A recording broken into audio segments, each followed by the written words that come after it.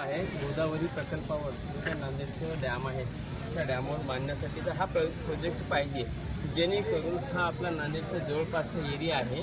आणि हे येणारं जे गोदावरी नदीचं पाणी आहे, त्या गोदावरी नदीच्या पाण्यावर जे शंकर जलाशय त्या ठिकाणी बांधलेलं आहे आणि शंकर जलाशय बांधल्यामुळे जवळच्याच भागाला बरंचसं पाणी पुरवठा होतो आणि या जलाशयामध्ये पाणी स्टोअर केलं असल्यामुळं जेव्हा कधी पूर येईल तर पूर आल्यानंतर ह्या लोकांना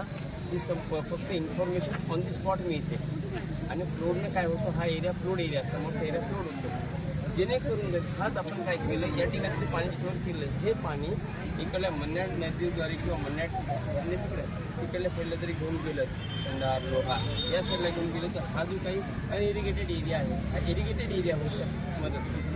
एवढं त्याच्यामध्ये आपण सांगितलं या प्रोजेक्टद्वारा. तालुकास्तरीय स्पर्धा झाली होती, त्या तालुकास्तरीय स्पर्धेमध्ये आपण हा पार्टिसिपेट केला होता